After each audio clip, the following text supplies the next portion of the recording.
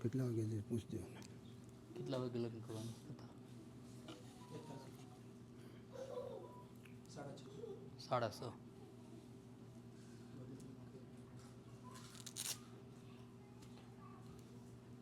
સતતમ નિજમૂર્તિ ચિંતકાનામ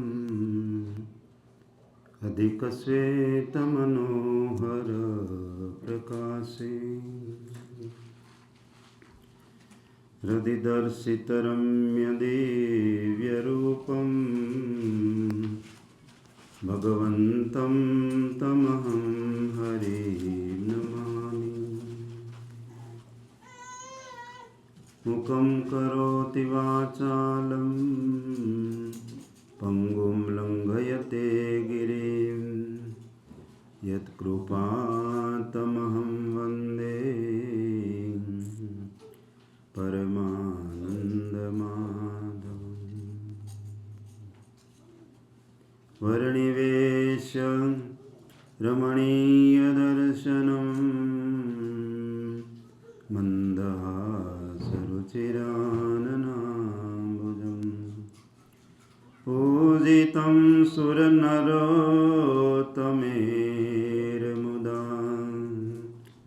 ધર્મનંદનમહં વિચિन्तये.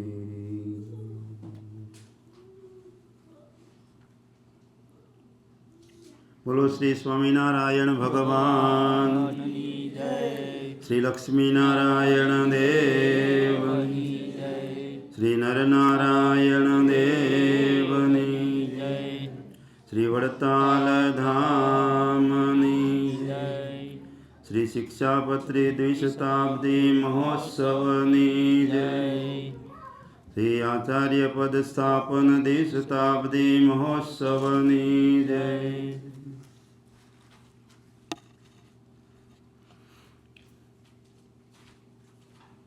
વંદો સહજાનંદ રસરૂપ અનુપમ સારને રે લોલ. વંદો સહજાનંદ રસરૂપ અનુપમ સારને રે લોલ. જેને ભજતા છૂટે પંદ કરે ભવ પારને રે લોલ. જેને ભજતા છૂટે પંદ કરે ભવ પારને રે લોલ. સમરૂપ પ્રગટ રૂપ સુખધામ અનુપમ નામ ને રે લોલ. સમરૂપ પ્રગટ રૂપ સુખધામ અનુપમ નામ ને રે લોલ. જેને ભવ બ્રહ્માદિક દેવ ભજે તજી કામને રે લોલ.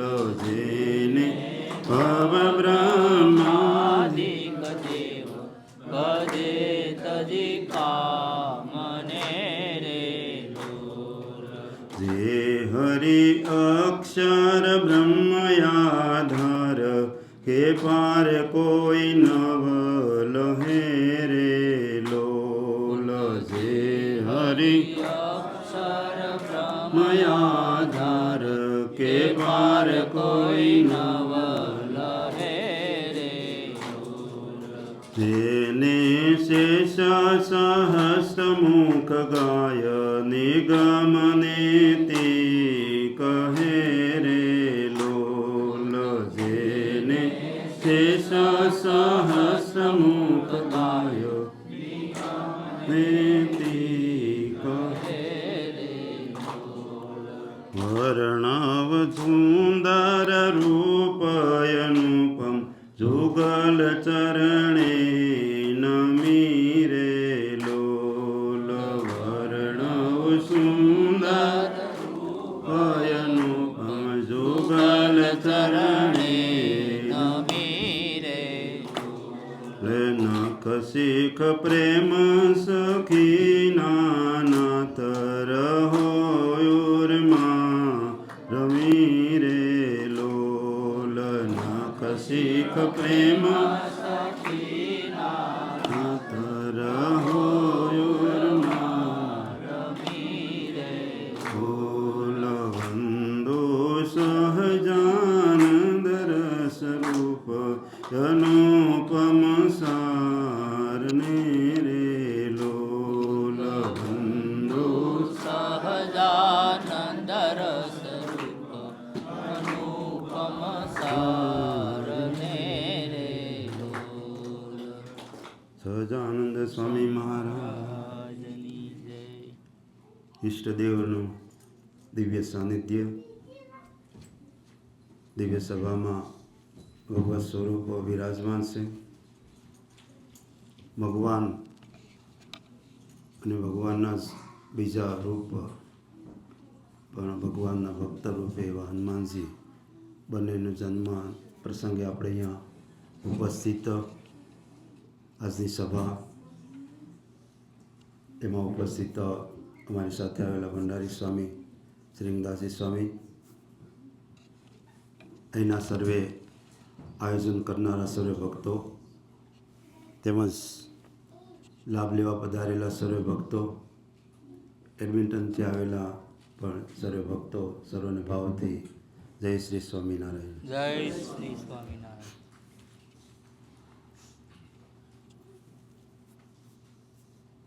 સ્વામિનારાયણ ભગવાનની કૃપાથી આપણને આવો સરસ મનુષ્ય લોક, એમાં મનુષ્યનો જન્મ અને એના મધ્યે આવો દિવ્ય જે સત્સંગ, જે આપણા જેવા મુમુક્ષ માટે ભગવાને પોતે જેની સ્થાપના કરી છે, એવો જે આ દિવ્ય સત્સંગ એની આપણે પ્રાપ્તિ થઈ છે. એ સત્સંગમાં આપણે આવીને વિવિધ સાધનો દ્વારા આપણે એમને પ્રાપ્ત કરવાનો પ્રયત્ન કરીએ અને એવા ઉપાયો પોતે અને નંદસંતોએ આપણા માટે બતાવેલા છે. વિવિધ પ્રસંગના માધ્યમથી, ઉત્સવોના માધ્યમથી, વિવિધ આયોજનોના કારણે આપણે ભગવાનમાં વિશેષને વિશેષ પ્રીતિવાળા બનીએ છીએ, ભગવાનમાં જોડાઈએ છીએ, ભગવાનનો મહિમા સમજીએ છીએ. મહારાજે આપણા માટે શિક્ષાપત્રી, વચનાવૃત, સત્સંગી જીવન જેવા ગ્રંથો રચના કરાવીને આપણને અપાયા. હાલના વર્ષમાં આપણે શિક્ષાપત્રીના જે મહારાજે આપણે આપી એના 200 વર્ષ એના ઉત્સવનો આ ઉપક્રમ ચાલી રહ્યો છે. મહારાજે આપણે મુક્તિ માટે, આપણને ગુરુના આશ્રય જવા માટે આપણને ગુરુપદ આપ્યું. આચાર્યમાં, ધર્મકુળમાં એવા આચાર્યપદ સ્થાપનનો પણ 200 વર્ષનો ઉપક્રમ ચાલી રહ્યો છે. ત્યારે આપણે શિક્ષાપત્રીના માધ્યમથી ભગવાનનો મહિમા વિશેષ સમજવાનો આજે પ્રયત્ન કરીશું. મહારાજે અનેક જે વાંગ્મય વૈદિક શાસ્ત્રો,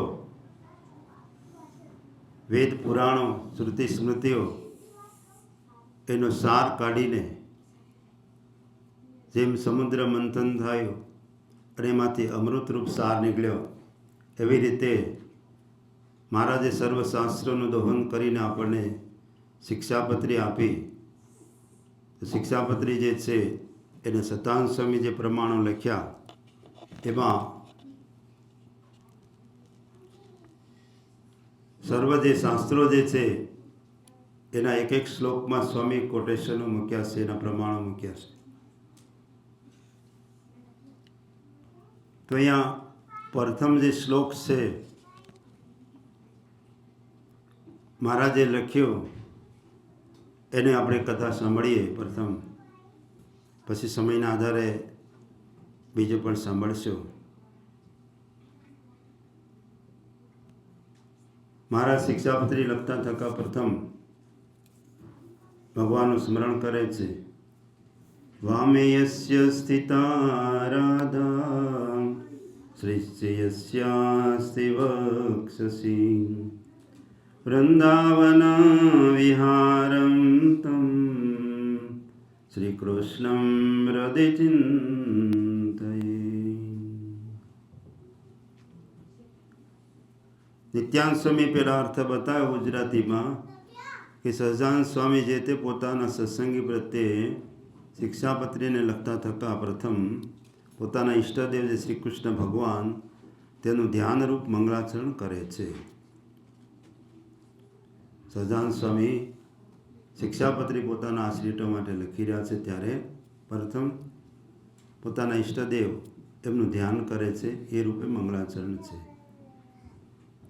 તેનો અર્થ સ્વામી બતાવે છે કે હું ભગવાન શું કીધું કે હું જે મારા હૃદયને વિશે શ્રી કૃષ્ણ ભગવાનનું ધ્યાન કરું છું તે શ્રી કૃષ્ણ ભગવાન કેવા છે તો જેના ડાબા પડખાને વિશે રાધિકાજી રહ્યા છે અને જેના વક્ષસ્થળને વિશે લક્ષ્મીજી રહ્યા છે અને વૃંદાવનને વિશે વિહાર ન કરનારા છે. આવી રીતનું મંગળાચરણ કર્યું. હવે સતાનંદ સ્વામી જે ભાવ બતાવે છે અને શિક્ષાપત્રી પ્રથમ જે ઘણા વાંચે છે તો એને એમાં જે લખ્યું છે એ પ્રમાણે સીધું સમજાય છે, પણ એનું જે રહસ્ય છે એ નથી સમજાતો. તો મહારાજને કહેવાનો જે ભાવાર્થ છે બધો એક એક શ્લોક પાછળ એ સતાનંદ સ્વામી સમજાયો અને સતાનંદ સ્વામી જે સમજાયું છે જે લખ્યું છે એને મહારાજે પોતે પ્રમાણિત કર્યું છે. મહારાજે સ્વામીએ રચેલું જે ભાષ્ય એને વાંચીને એમ કીધું કે અમારે જે કહેવાનો અભિપ્રાય હતો અમે જે ટૂંકમાં કીધું એનો સાર સ્વામી યથાર્થ અમારો જે હૃદયનો અભિપ્રાય અમે શા માટે આ કીધું એનો ભાવ સ્વામી બરાબર બતાવ્યો છે. સ્વામીને મહારાજ હાર પહેરાયો એને ચરણાવીને આપ્યા એની પ્રસન્નતા દાખવી એ બધી વાત છે. તો અહીંયા આ શ્લોકનો ભાવ સ્વામી શું કહેશે કે કોઈ પણ ધાર્મિક કે સામાજિક કાર્યનો પ્રારંભ અવશ્ય પોતાના ઈષ્ટદેવને સંભાળવા જોઈએ. કોઈ પણ આરંભ કરીએ ત્યારે પોતાના ભગવાન પોતાના ઈષ્ટદેવ એને સ્મરણ કરવું જોઈએ. કોઈ ગણપતિજીને સંભાળે, કોઈ સરસ્વતીને, કોઈ શિવ, કોઈ રામ, કોઈ કૃષ્ણ, કોઈ પણ સ્વરૂપને સંભાળે. આ સંભાળવાની જે પરંપરા છે સ્વામી કે પ્રાચીન પરંપરા છે. આપણી આ ભારતીય સંસ્કૃતિની આ પરંપરા છે કે કોઈ પણ કાર્ય કરતાં પહેલાં પ્રથમ ભગવાનને યાદ કરીએ છીએ. આ શિષ્ટ પુરુષોનો આચાર છે. જે સદાચારી માણસો છે, શિષ્ટાચારને જાણનારા છે, વિવેકી છે, એ લોકો આવી રીતનું કાર્ય કરે છે. કોઈ પણ કાર્ય કરે ત્યારે પ્રથમ પોતાના ઈષ્ટદેવનું સ્મરણ કરે છે. તો અહીંયા ગ્રંથની આદિમાં, મધ્યમાં અને અંતમાં પોતાના ઈષ્ટદેવને યાદ કર્યા છે. પ્રથમ આ શ્લોક છે અને મધ્યમાં સ શ્રી કૃષ્ણ પરમ બ્રહ્મ ભગવાન પુરુષોત્તમ ઉપાસ્ય ઈષ્ટદેવો ન સર્વાવિર્ભાવ કારણમ. મધ્યમાં એટલે 108મા શ્લોકે મહારાજ ફરીથી ભગવાનને યાદ કરે છે કે ભગવાન શ્રી કૃષ્ણ છે, આપણા ઈષ્ટદેવ છે, સર્વની ઉપાસના કરવા યોગ્ય છે, સર્વ અવતારના કારણ છે, પુરુષોત્તમ છે. આવી રીતનું એમનું સ્મરણ કર્યું છે. અને અંતે છેલ્લે નિજાશ્રિતાનામ સકલાર્તિહંતા સધર્મ ભક્તેરવનમ વિધાતા દાતા સુખાનામ મનસેપ્સિતાનામ તનોતુ કૃષ્ણોખિલમંગલમ. પોતાના આશ્રિતોનું મંગળ કરનારા અને ધર્મ સહિત ભક્તિનો વિસ્તાર કરનારા અને પોતાના આશ્રિતોનું રક્ષણ કરનારા એવા જે ભગવાન કૃષ્ણ અમારું મંગળ વિસ્તારો, અમારું શ્રેય કરો, આવી રીતની ભાવના અંતે કરી છે. તો ઈષ્ટદેવને યાદ કરવારૂપ મંગળાચરણ આદિ, મધ્યમાં અને અંતમાં કરવામાં આવે એમ સ્વામી કહે છે. તો આવી રીતનું જો કાર્ય કરે છે તો એનું ફળ શું છે? તો એક ગ્રંથ બહુ મોટી પ્રખ્યાતિને પામે છે. આપણા ભારતીય દરેક પુરાણો તમે જુઓ, દરેક શાસ્ત્ર જુઓ, રામાયણ હોય કે બીજા બધા શાસ્ત્રો, જે ઋષિઓને લખ્યા છે તો પ્રથમ ભગવાનને યાદ કરીને શ્લોકો કર્યા છે. આપણા સંતોએ પણ ત્યાર પછી પણ હરિદિગ્વિજય હોય કે હરિલામૃત હોય કે ભક્ત ચિંતામણી હોય, બધા જ ગ્રંથોમાં, ઇવન વચનામૃતમાં પણ મંગલાચરણ કર્યું છે. સત્સંગ જીવનમાં પણ સતાન સ્વામી મંગલાચરણ કર્યું છે. તેવા ગ્રંથો, સદગ્રંથો છે, એમાં બધે જ મંગલાચરણ કરવામાં આવ્યું છે. તો આ શિષ્ટાચારને અનુસરીને શ્રીજી મહારાજે મંગલાચરણ કર્યું છે એમ સ્વામી કહે છે. મંગલાચરણમાં શું કીધું કે જેમને ડાબા પડખાને વિશે રાધિકાજી રહ્યા છે અને વક્ષસ્થાને વિશે લક્ષ્મીજી રહ્યા છે અને વૃંદાવનમાં વિહાર કરનારા છે, એવા જે શ્રી કૃષ્ણ ભગવાન એનું હૃદયમાં ચિંતન કરું છું, ધ્યાન કરું છું. આ મંગલાચરણ શા માટે કરવામાં આવે છે એમ સ્વામી કહે છે. સામાન્યપણે તો મંગલાચરણમાં એટલા માટે કરવામાં આવે છે, કોઈ શંકા કરે કે મંગલાચરણ શા માટે કરવામાં આવે, તો વિઘ્નના નિવારણ માટે મંગલાચરણ કરવામાં આવે છે. નિર્વિઘ્ન પરિસમાપ્તિ થાય, કોઈ પણ કાર્ય કર્યું એમાં કોઈ પણ જાતનું વિઘ્ન ન આવે ને સારી રીતે સમાપ્ત થાય, સુખરૂપ સમાપ્ત થાય, એટલા માટે મંગલાચરણ કરવામાં આવે છે. તો મંગલાચરણ કરે છે એ કરનારને કોઈ કર્મ હોય, એ કર્મ વિઘ્ન કરનાર એવા કર્મ હોય, એ વિઘ્નો આડા ના આવે.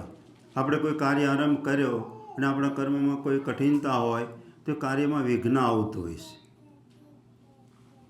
તો કર્મજન્ય જે વિઘ્ન છે એ ન આવે એટલા માટે કોઈ વ્યક્તિ શુભ કાર્ય કરતાં પહેલાં પ્રથમ ભગવાનને યાદ કરે છે.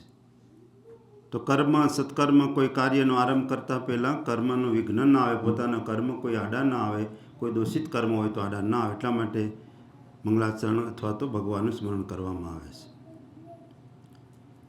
અહીંયા કોઈ એમ કે કર્મ તો જીવને હોય, પણ સહજાનંદ સ્વામી તો ભગવાન છે, તો એમને કઈ કર્મ હોય? સ્વામી કહે છે કોઈ આવી શંકા કરે કે કર્મજન્ય અંતરાય તો કર્માધીન, જે કર્મને આધીન જીવાત્મા હોય એને હોય, પરમાત્મા તો કર્મને ફળને આપનારા છે,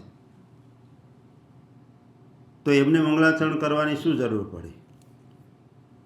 પરમાત્મા તો સ્વતંત્ર છે, કર્મજન્ય અંતરાય એમનામાં હોય નહીં.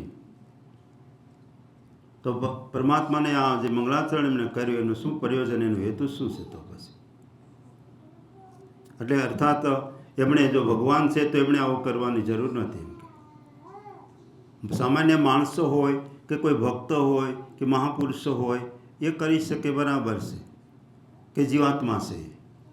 પણ પરમાત્મા જે છે સ્વયં, એમને કશું આડું આવે જ નહીં, એમને કોઈ વિઘ્ન જ ના આવે. તો મંગલાચરણ જે કરવાનું છે એ વિઘ્ન દૂર કરવા માટે છે, પણ એમનામાં તો કોઈ વિઘ્ન કરી જ ન શકે એમના કાર્યમાં.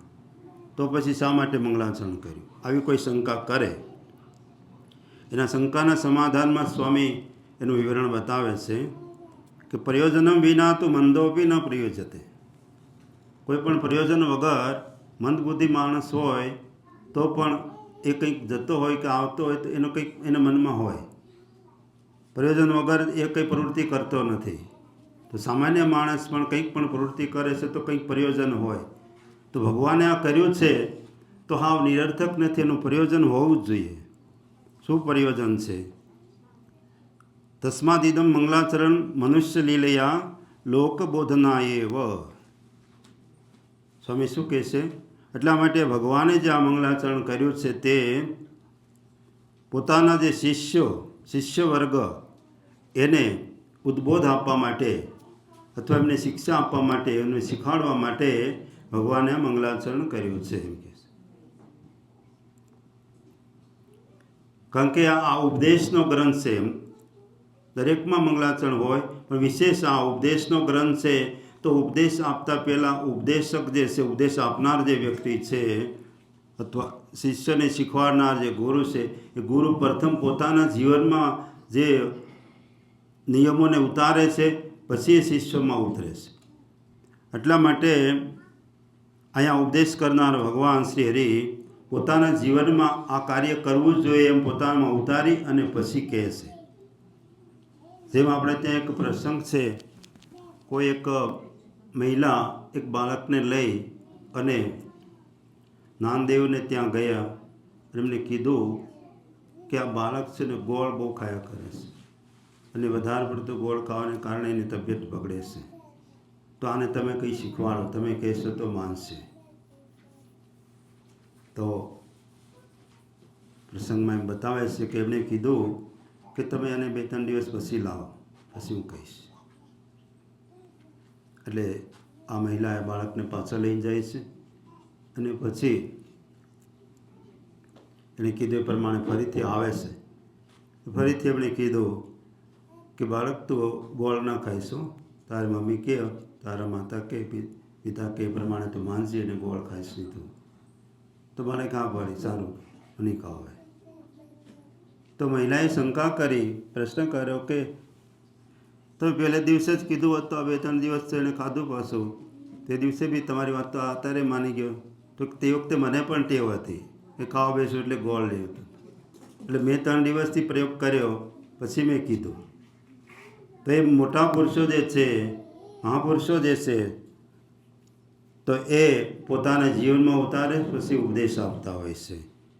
તો એમ ભગવાને આ શાસ્ત્ર રચના પહેલાં ભગવાને યાદ કરવા જોઈએ. આ વાતને એ સ્મરણ કરીને પોતે મંગલાચરણ કર્યું છે, અર્થાત ભગવાને આપણને શીખવાડતા પહેલાં પોતાના જીવનમાં ઉતાર્યું છે.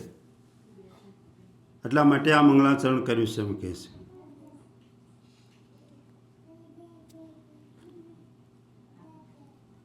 એટલે કહેવાનો ભાવાર્થ કે શ્રી કૃષ્ણ ભગવાને પણ ગીતામાં કીધું અર્જુનને કે મારે કંઈ કર્તવ્ય નથી, પણ છતાં પણ હું મારું કર્તવ્ય બધું જે કરું છું એ લોક સંગ્રહ માટે કરું છું. લોકો એનો સંગ્રહ કરે. યદ યદ આચરતે શ્રેષ્ઠ તત્તદ એવતર જનો. જે સમાજના આદર્શ પુરુષો હોય અથવા આગેવાનો હોય, સમાજમાં આદરણીય હોય એવા લોકો જે આચરણ કરતા હોય છે એનું પાછળના લોકો એને ફોલો કરતા હોય છે, અનુસરતા હોય છે. એટલે માટે અર્જુનને કહેશે કે તું સમાજનો આગેવાન છો, ક્ષત્રિય કુળનો તું વિશેષ વ્યક્તિ છો, એટલે તું તારું ક્ષત્રિય ધર્મ જો નહીં પાલન કરે તો પાછળ જે ક્ષત્રિયો થશે વંશ પરંપરા, એ પણ આવો ધર્મ નહીં પાલન કરે. રક્ષા કરવાના માટે તારી ફરજ છે તારું ક્ષત્રિય ધર્મ પાલન કરવું.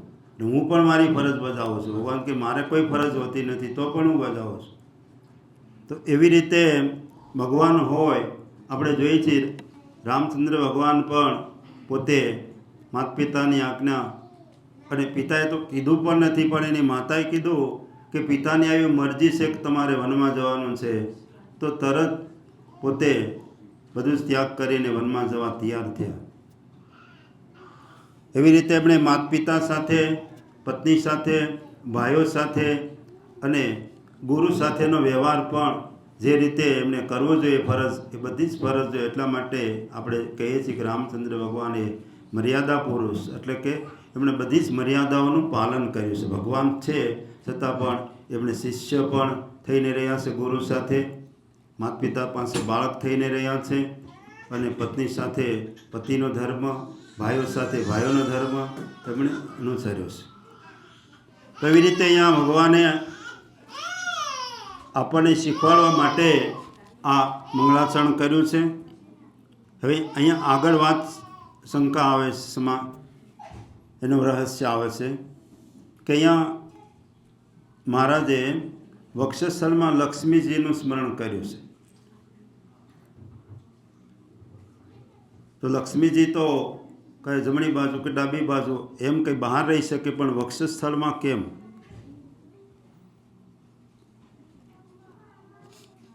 તો એનો અહીંયા સ્વામી કહેશે તસ્યા શ્રીય શ્રી જગતો જનકો જનન્યા વક્ષ નિવાસમ અકરોત પરમ વિભૂતે હે. એટલે લક્ષ્મીજી ચંચળ છે, એટલા માટે ભગવાન એને પોતાના હૃદયમાં નિવાસ કરીને આપે છે, હૃદયમાં રાખે છે. જ્યારે લક્ષ્મીજી સમુદ્ર મંથન વખતે એમનું પ્રાગટ્ય થયું છે, ત્યારે બધા દેવતાઓને જોયા તો કોઈ સુંદર છે તો પૂરા ગુણ નથી, કોઈ ગુણ છે તો સુંદર નથી આવે. જુદી જુદી એમની વિવિધતાઓ જોઈને સર્વગુણ સંપન્ન સર્વ રીતે યોગ્ય એવા ભગવાન એમને જોઈ અને ભગવાનને એમને વરમાળા પહેરાવી અને ભગવાનને વર્યા છે. તો અહીંયા બીજી શંકા એમ કરે છે કે ભગવાન જો છે એમને જે મંગળાચરણ કર્યું શ્રી કૃષ્ણ ભગવાનનું, તો વૃંદાવનમાં ભગવાન વિહાર કરી રહ્યા છે એવું બતાવે છે. તો વૃંદાવનમાં વિહાર કરતા તે વખતે લક્ષ્મીજી નહોતા. લક્ષ્મીજી તો દ્વારકા ગયા અને પછી લગ્ન થયા. વૃંદાવન છોડીને મથુરા ગયા, મથુરાથી પછી દ્વારકા ગયા અને દ્વારકા પછી એમને લગ્ન થયા. પછી લક્ષ્મીજી એમની સાથે આવ્યા છે. તો અહીંયા સમાધાનમાં સ્વામી એમ સમજાવે છે કે ગોપીઓ જ્યારે વિરહમાં ભગવાનની પ્રાર્થના કરે છે ત્યારે એમ કહે છે કે જયતિ તે દિકમ જન્મના વ્રજ શ્રયત ઇન્દિરા સસ્વદત્રહી. ગોપીઓ ભગવાનને કહે છે કે તમારા જન્મને લઈને વ્રજ અધિક શોભે છે, કારણ કે વ્રજમાં તમારી સાથે લક્ષ્મીજી નિરંતર રહેલા છે. આ રીતે વૃંદાવનમાં શ્રી કૃષ્ણ સાથે લક્ષ્મીજી વિહાર કરતા હતા એમ ભાગવતમાં કીધું છે. તો મહારાજ કહે છે કોઈ એમ કે વિશેષ વાત નથી. મહારાજ એટલા માટે જ કીધું છે કે લક્ષ્મીજી બધાને દેખાતા નથી, ગોપીઓને દેખાય છે કે વ્રજમાં તમે ભગવાન પ્રગટ થયા છો, વ્રજમાં આવ્યા છો ત્યારથી લક્ષ્મીજી પણ અહીંયા હોય એવી અમને અનુભૂતિ થાય છે. તો લક્ષ્મીજી એ વખતે દિવ્ય રૂપે ભગવાનના હૃદયમાં રહેલા છે એમ અહીંયા ગોપીઓ પણ પ્રમાણ આપે છે. એટલા માટે મહારાજ કીધું કે વૃંદાવનમાં ભગવાન હતા ત્યારે લક્ષ્મીજી એમની સાથે હૃદયમાં એમની સાથે રહ્યા છે. હવે અહીંયા કોઈ એવી શંકા કરે કે સહજાનંદ સ્વામી શ્રી કૃષ્ણ ભગવાનનું ધ્યાન કર્યું, એમને ઈષ્ટદેવ તરીકે સ્વીકારે છે, તો એનો અર્થ એવો થાય છે કે સહજાનંદ સ્વામી એ શ્રી કૃષ્ણ ભગવાનના ભક્ત હતા. આ રીતે સહજાનંદ સ્વામીને ભક્ત તરીકે સ્વીકારવામાં એ યોગ્ય નથી. કારણ કે શિક્ષાપત્રી લખતી વખતે સહજાનંદ સ્વામી ઉપદેષ્ટાનો ધર્મ સ્વીકારીને ઉપદેષ્ટા હોય તેની પ્રાથમિકતા હોય કે પ્રથમ પોતે આચરણ કરે અને શિષ્યોને શિક્ષણ આપે. અહીં સહજાનંદ સ્વામી શિષ્યોને શિક્ષણ આપતા પહેલાં પોતે ઉપદેષ્ટા છે, એટલા માટે પોતે ઈશ્વર હોવા છતાં પણ મનુષ્ય પાત્ર એમણે ભજવેલું છે. ભગવાન પોતે ભગવાન છે સહજાનંદ સ્વામી, છતાં પણ એમણે મનુષ્ય લીલા કરવા અને મનુષ્ય રૂપ થઈને આ શિક્ષાપત્રી લખી છે. એટલા માટે મનુષ્ય ધર્મનું પાલન કરતાં એમણે આ કાર્ય કર્યું છે શિષ્યોને સમજાવવા માટે.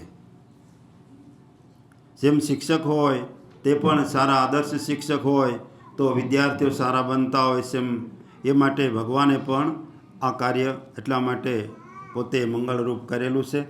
અને એવી રીતે અત્યારે પણ આપણે જોઈએ આ સમયમાં ઘણા લોકો કે સ્વામિનારાયણ ભગવાનની શિક્ષાપત્રી છે અને સ્વામિનારાયણ ભગવાન તો કૃષ્ણને ભગવાન માને છે અને પોતે એના ભક્ત છે એવું આમાં લખે છે.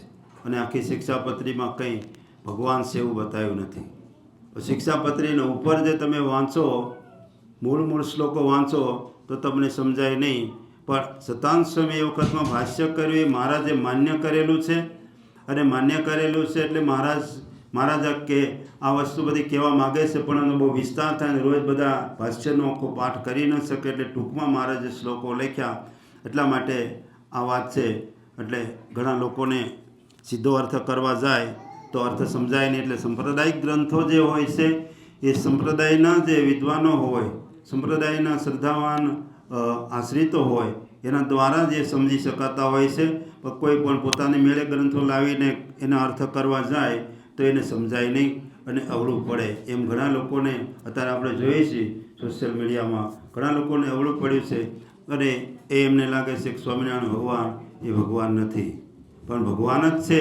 અને એના પ્રમાણો આપણા શાસ્ત્રમાં બધે લખાયેલા છે અને પૂર્વે પણ લખાયેલા છે.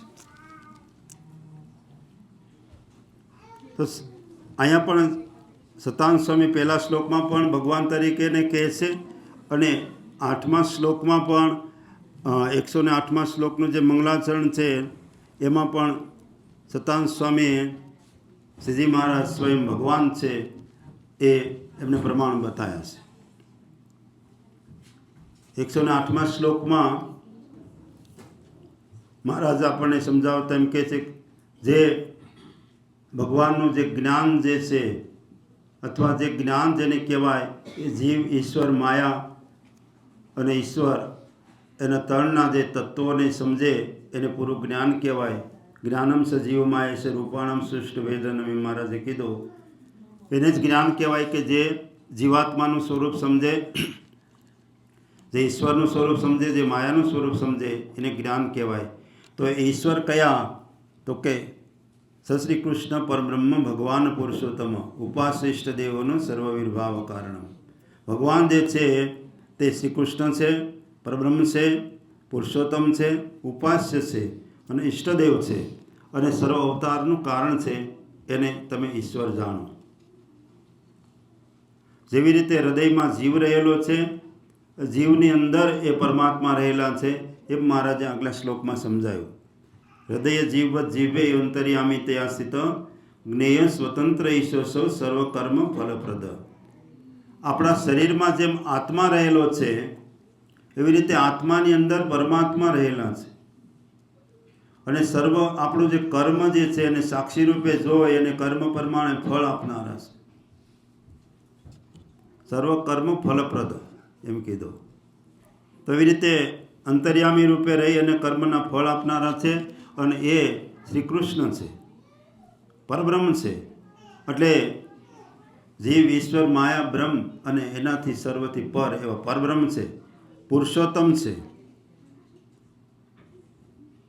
પુરુષોત્તમનો અર્થ અહીંયા ગીતામાં પણ બતાવ્યો છે.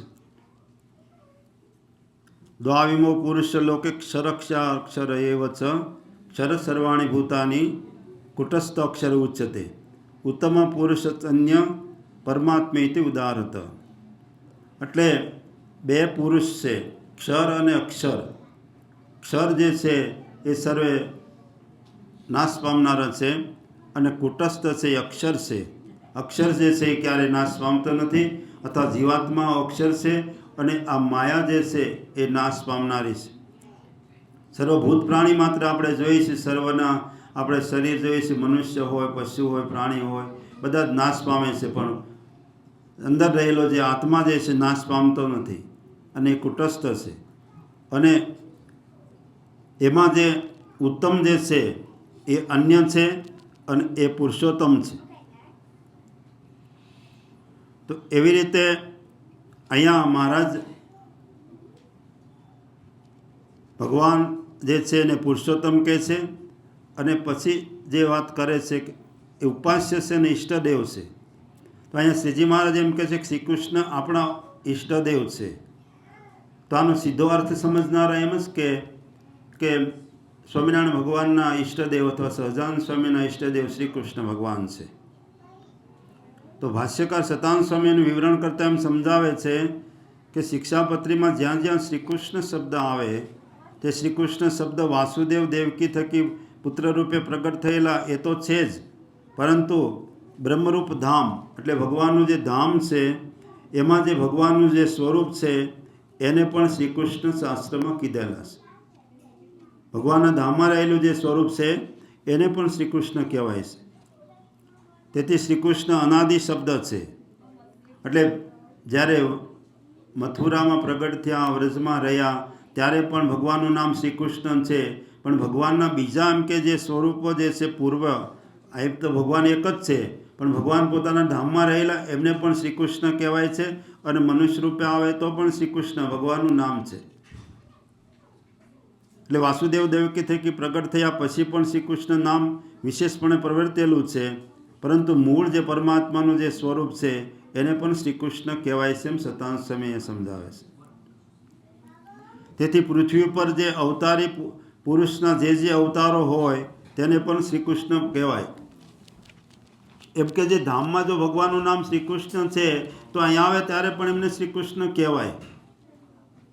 કે ત્યાં બીજું નામ છે ને અહીંયા બીજું નામ એવું નથી, એના અનેક નામ છે, પણ અહીંયા પણ એમનું શ્રીકૃષ્ણ નામ તરીકે એને સંબોધન કરી શકાય. એટલે વ્રજમાં ભગવાન પ્રગટ થયા ત્યારે એમને શ્રીકૃષ્ણ ભગવાન કહેતા હતા.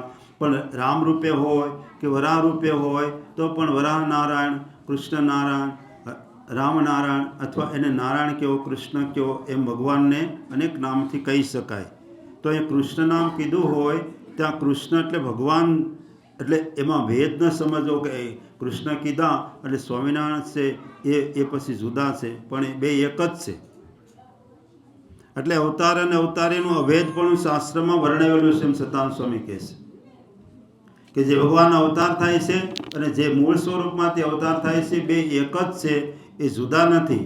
કે અહીંયા આવે એટલે એક જુદા વ્યક્તિ છે, ત્યાં રહેલા એક જુદા વ્યક્તિ છે, અથવા 1000 વર્ષ પહેલાં આવ્યા હતા એ જુદા છે, લાખ વર્ષ પહેલાં જુદા છે, હમણાં આવ્યા હતા એ જુદા છે, એમ જુદા જુદા નથી. ભગવાન એક જ છે, એ જુદા જુદા રૂપો ધારણ કરીને જુદા જુદા સમયે આવે છે. એટલે આપણા ઉપાસ્ય છે એમ જે કીધું મહારાજે, તો એ પોતાના જ સ્વરૂપને એવી રીતે કહે છે. સહજાનંદ સ્વામી છે તેમને પણ શ્રી કૃષ્ણ કહી શકાય એમ સતાનંદ સ્વામી કહે છે. અને એ જ કારણથી શ્રીજી મહારાજ અહીં પરોક્ષપણે કહ્યું છે.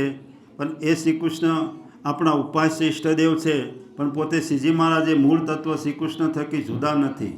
જેનું એમ કહે છે કે આપણા ઉપાસ્ય છે, તો એ પોતે જ છે, પણ આ લીલા રૂપે એ છે કે અહીંયા મનુષ્ય રૂપે છે, અને મૂળ સ્વરૂપ જે છે એ પણ ઉપાસ્ય છે. એટલે મૂળ અને અહીંયા આવેલું સ્વરૂપ અને મૂળ સ્વરૂપે બે જુદું નથી, એક જ છે. અહીંયા જે છે મનુષ્ય રૂપ છે, ત્યાં જે છે દિવ્ય રૂપ છે. એટલે મનુષ્ય રૂપ હોય તો પણ એ દિવ્ય જ છે. એટલા માટે અહીંયા સતાનંદ સ્વામી કહે છે કે શ્રીજી મહારાજ છે અહીંયા પરોક્ષ રૂપે કહે છે, પણ એ શ્રી કૃષ્ણ ભગવાન જે છે અને શ્રીજી મહારાજ જે છે એ બે જુદા તત્વ નથી. મૂળ તત્વ અવતારી છે, અને શ્રી કૃષ્ણ એ જ આપણા ઈષ્ટદેવ છે, અને સહજાનંદ સ્વામી છે. આ રીતે આપણે સમજવું.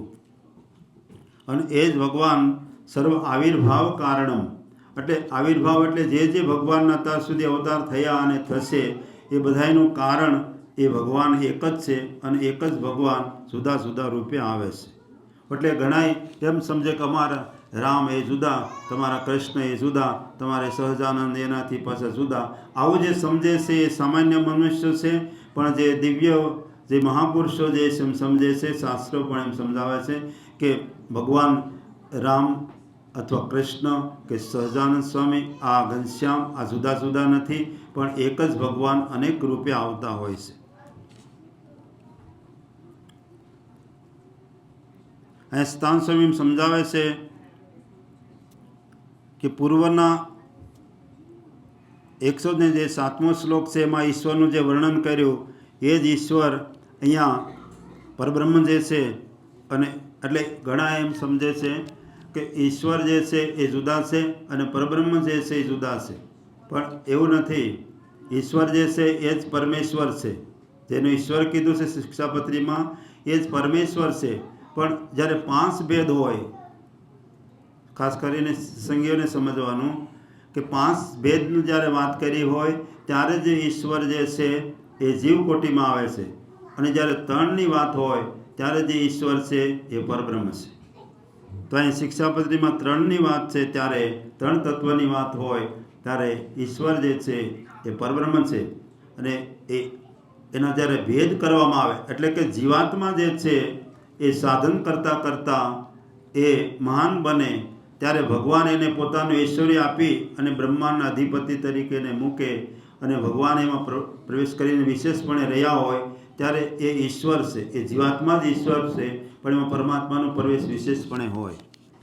અને જ્યારે એ જીવાત્મા પછી આ બ્રહ્માંડનું કાર્ય બધું પ્રલય થઈ જાય ત્યારે એ જીવાત્મા બ્રહ્મરૂપ બની જાય છે અથવા મુક્તરૂપ બની જાય છે.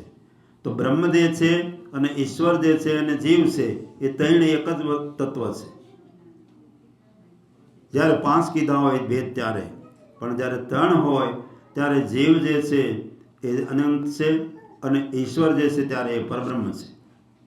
ત્યારે ઈશ્વરને તમારે ન્યૂન ગણવા નહીં, 3 તત્વની વાત હોય ત્યારે. એટલે ઈશ્વર શબ્દનો અર્થ 2 રૂપે સમજવો. એક ઐશ્વર્ય આપેલા જે અધિકારી અથવા બ્રહ્માંડ અધિપતિ જીવાત્મા, અને એક ઈશ્વર એટલે કે પરબ્રહ્મ પોતે, જેને આપણે અવતાર તરીકે કહીએ છીએ અથવા અવતારી તરીકે કહીએ છીએ. તો એ રીતે ઈશ્વર શબ્દનો અર્થ અહીંયા સ્વામી સમજાયો છે. એટલે અહીંયા સ્વામી કહે છે કે ઈશ્વર તત્વ એક જ છે, પણ 2 નહીં. ઈશ્વરની આકૃતિઓ અનંત માની શકાય, ઈશ્વરના નામો પણ અનંત માની શકાય, પણ અનંત આકૃતિઓના શક્તિઓના આશ્ચર્યરૂપ તેમજ અનંત નામોના નામી એવા જે ઈશ્વર તે એક જ સ્વરૂપ છે. એટલે એમના રૂપ અનેક છે. રામ હોય, કૃષ્ણ હોય, વરાહ હોય, નૃસિંહ હોય, વામન હોય, પરશુરામ હોય, એવા અનંત રૂપ છે ભગવાનના. પણ એ રૂપનું જે મૂળ તત્વ જે છે જેને કહેવાય પરમેશ્વર, એ તો એક જ છે. એક જ પરમેશ્વર અનંત રૂપોને ધારણ કરે છે. એટલે અવતારોમાં અને અવતારીમાં ક્યારે ભેદ સમજવો નહીં, એમ અહીંયા સતાન સ્વામી કહે છે. અવતાર તથા અવતારી પણ ભેદ માની શકાય નહીં ને સર્વરૂપ સર્વત્ર એક કહેવાય. એવી રીતે હંમેશા અનંત રૂપ હોવા છતાં પણ શુદ્ધ જે પરબ્રહ્મ તત્વ છે એ તો એક જ છે, અને એક જ પરબ્રહ્મ તત્વ અનેક રૂપે અવતરે છે. તો આવી રીતે અહીંયા શિક્ષાપત્રી જે છે આપણે, એ શિક્ષાપત્રીનો જ્યારે દ્વિશતાબ્દી વર્ષ છે ત્યારે આપણે શિક્ષાપત્રીના જે ભાવો જે છે એનો જે મહિમા જે છે, શિક્ષાપત્રીમાં આપણા માટે ખાસ કરીને બધી આજ્ઞાઓ જે છે એ આપણા માટે ખૂબ જ હિતકારી છે. આજ્ઞાનું જેમ જેમ આપણે પાલન કરીએ એમ આપણામાં જ્ઞાન પ્રગટ થાય, અને જ્ઞાન થાય ત્યારે આપણને જગતનું વાસ્તવિક સ્વરૂપ સમજાય, અને જગત પ્રત્યે પછી આપણે વિતરાગ થાય, અને ભગવાન પ્રત્યે ભક્તિ થાય. એ પણ આ શિક્ષાપત્રીમાં સારૂપે સમજાવ્યું છે મહારાજે, કે જ્યારે જ્ઞાન થાય છે ત્યારે વૈરાગનું સ્વરૂપ સમજાવ્યું. વૈરાગ્યમ જ્ઞેયમ પ્રીતિ શ્રી કૃષ્ણેતર વસ્તુ શું. વૈરાગ એને કહેવાય કે ભગવાન સિવાય બીજી વસ્તુમાં પ્રીતિ ન થાય, એને વૈરાગનું સ્વરૂપ મહારાજે સમજાવ્યું. તો એ શા માટે થાય કે એને જ્ઞાન થયું, જીવાત્મા અને માયાનું જ્ઞાન થયું, અને પરમાત્માનું જ્ઞાન થયું. તો પરમાત્માનું મહત્ત્વ જ્યારે એને સમજાય છે અને માયાનું એને ગૌણપણું સમજાય છે, ત્યારે માયા પ્રત્યેનું જે મોહ છે એ તૂટી જાય છે. તો માયાનું જે એને યથાર્થ સ્વરૂપ જ્યારે સમજાય કે માયા કેવી છે, તો એ પણ શિક્ષાપતિ મહારાજ કીધું, ત્રિગુણાત્મતમ કૃષ્ણ શક્તિર દેહ તદેહ જીવસ્ય સામતા હેતુર માયાવ ગમ્યતામ.